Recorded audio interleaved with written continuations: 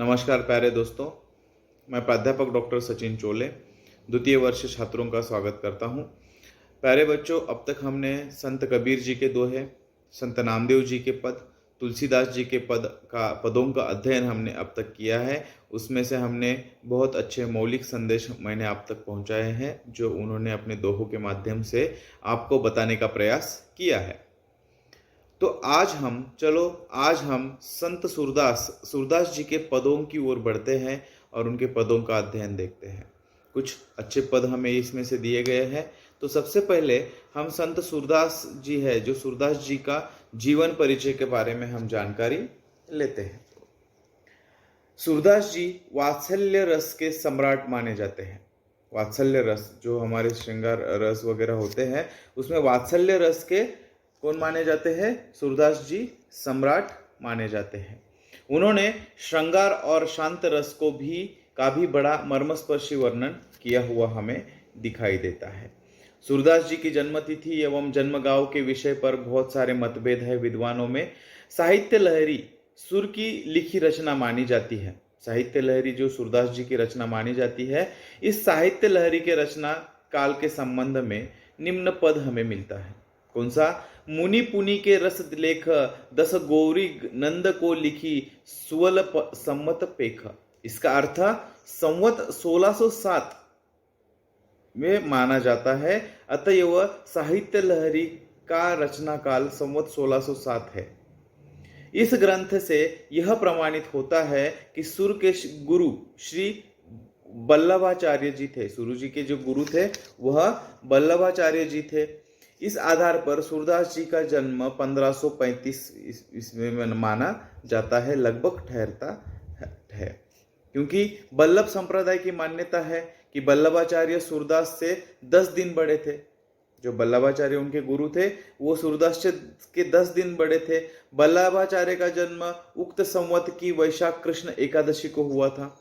ठीक है। इस सूरदास की जन्मतिथि वैशाख शुक्ला पंचमी संवत 1535 समचीनी मानी जाती है। उनकी मृत्यु संवत 1620 से 1648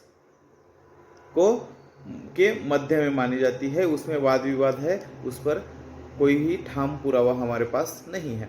आचार्य शुक्ल जी के मत अनुसार सूरदास का जन्म संवत 1500 में हुआ के सन्निकट और मृत्यु संवत 1620 के आसपास इनकी मानी जाती है। इनका जो जन्म स्थान है वह 84 वैष्णव की वार्ता के आधार पर उनका जन्म रुनकता अथवा रेणुका क्षेत्र, वर्तमान जिला आगरा के अंतर्गत आता है, और में इनका जन्म माना जाता है। मथुरा के आगरा के बीच गऊ घाट पर ये निवास करते थे। कौन? सूरदास जी। बल्लभाचार्य ने इनकी भेंट वहीं पर हुई थी, गौ घाट पर इनकी भेंट हुई थी। भाव प्रकाश में सुर का जन्म स्थान सिही नामक ग्राम बताया गया है। वे सारस्वत ब्राह्मण थे। जन्म के अंधे ऐसे ही माने जाते हैं। ठीक है।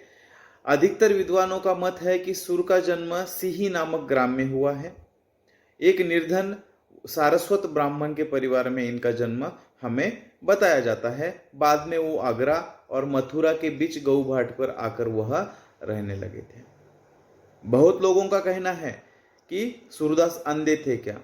सूरदास श्रीनाथ की संस्कृत वार्ता मणिपाला, श्री हरिराय कृत भाव प्रकाश की, श्री गोकुलनाथ की निज वार्ता आदि ग्रंथों के आधार पर जन्म के अंधे माने गए हैं। लेकिन राधा कृष्ण के रूप सौंदर्य का सजीव चित्रण, नाना रंगों का वर्णन, सूक्ष्म पर्यवेक्षणशीलता आदि गुणों के कारण अधिकतर वर्तमान विद्वान सूरदास को जन्मांध स्वीकार नहीं करते हैं। श्याम सुंदर दास ने इस संबंध में लिखा है, सुर वास्तव में जन्मांध नहीं थे वो, क्योंकि श्रृंगार तथा रंग रूपदी आदि को उन्होंने वर्णन किया है, वैसा कोई भी जन्मांध नहीं कर सकता।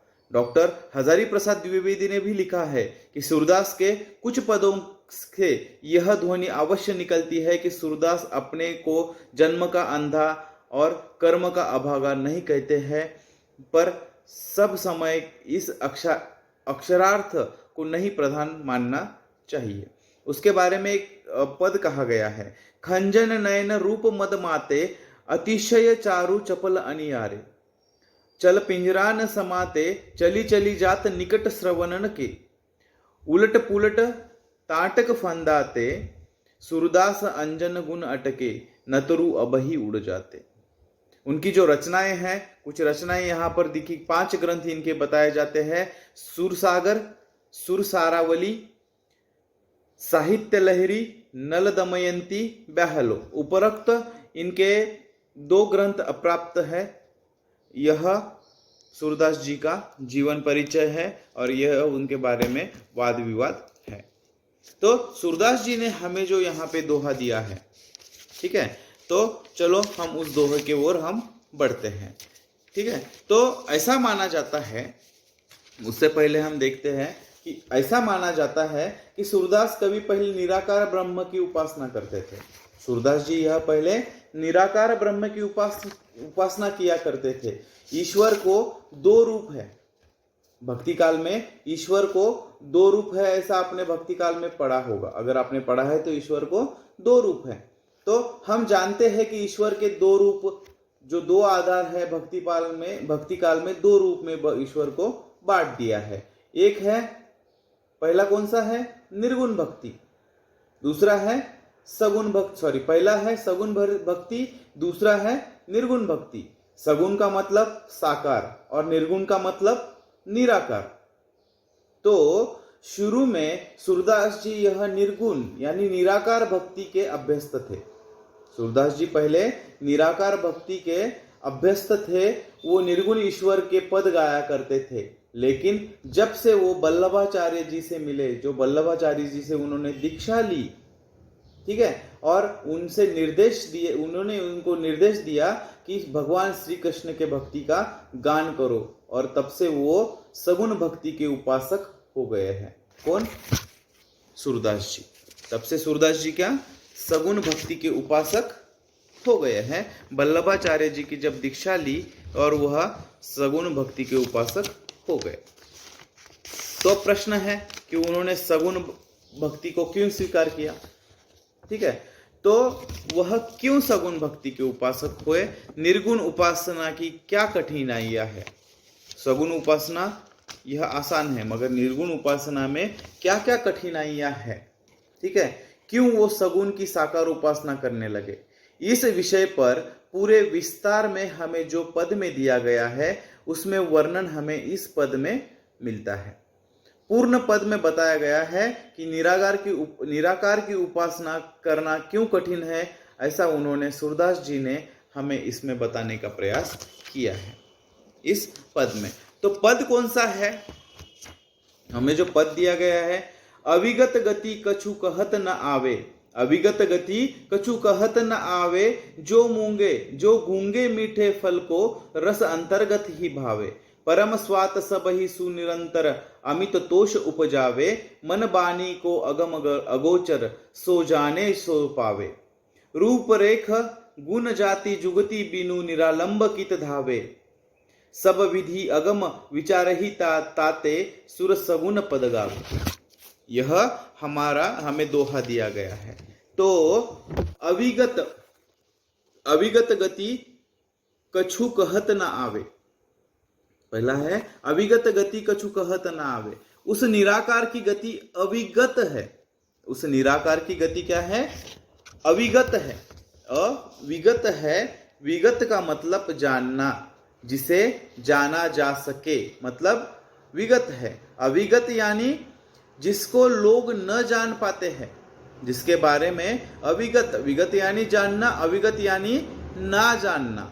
ठीक है, जिसे कोई भी लोग ना जान पाते हो और उसके विषय में स्पष्ट और साफ से कहा नहीं जा सकता है, उसे अविगत कहते हैं। अविगत गति कछु कहत न आवे, जो उस निराकार ब्रह्म के बारे में बात करना ठीक है। ठीक है, उस निराकार ब्रह्म के बात करना ठीक वैसे ही है जैसे कि गूंगे व्यक्ति को कोई मीठा फल दिया जाए।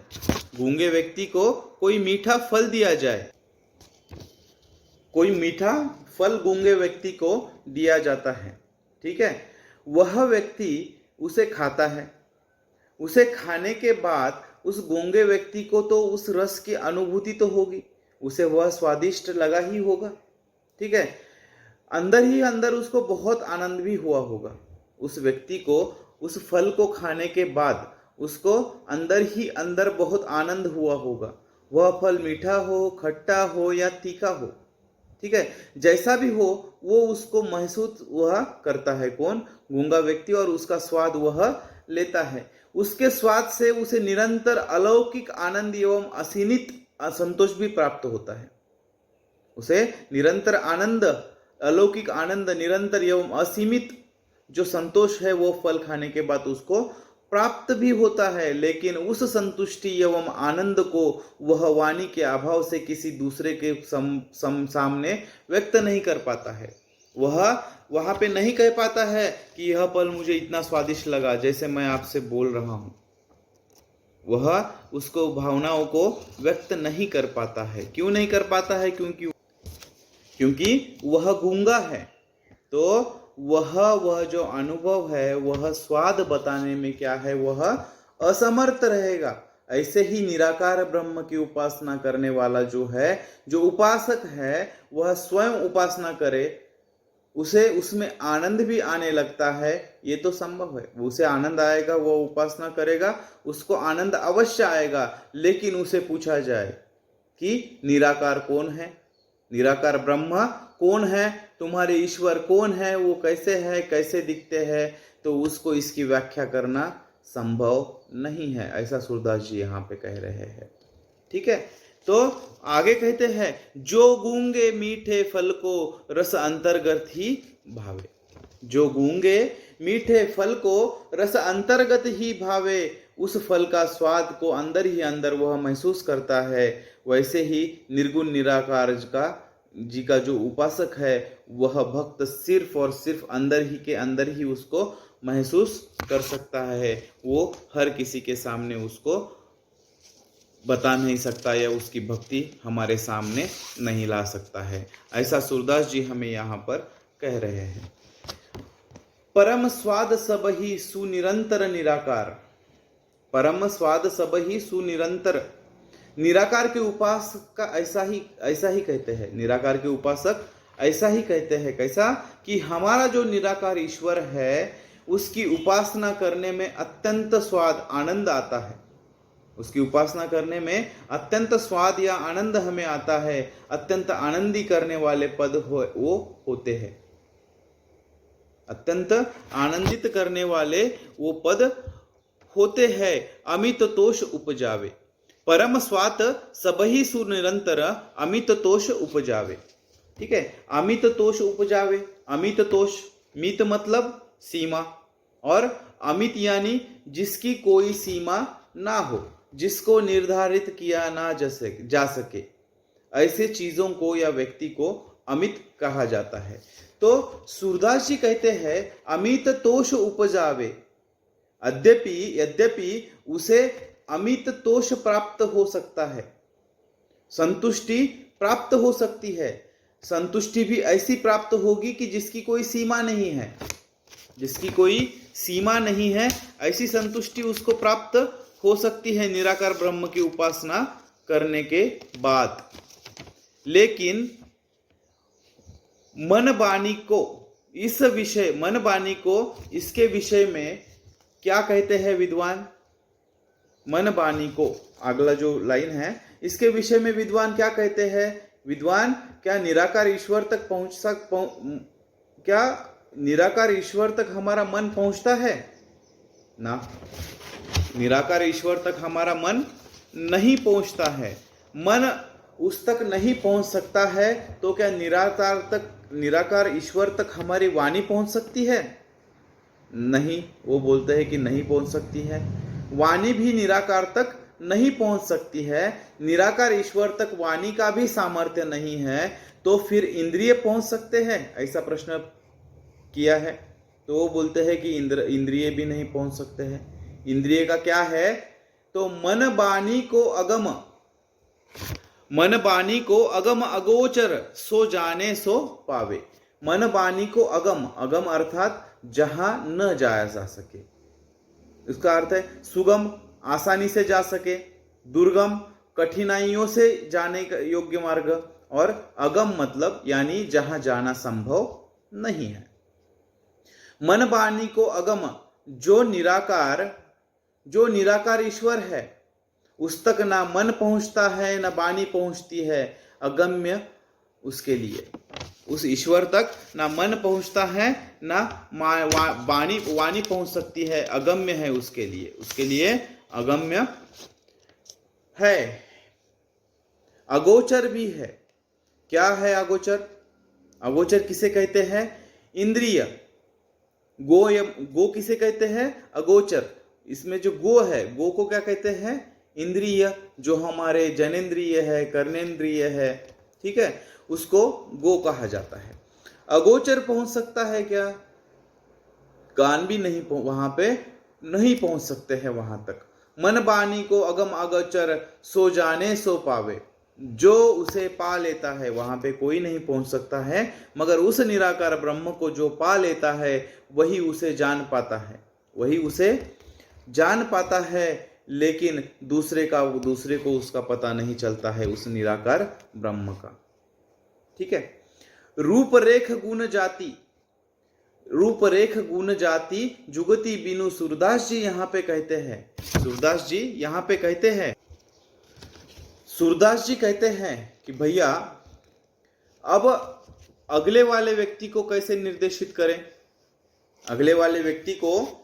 निर्देशित करें, कोई किसी को कैसे निर्देशित करे कि उसकी उपासना इस आधार पर करे। इस निर्गुण निराकार का कोई रूप नहीं है, उस तक कोई पहुंच नहीं सकता है।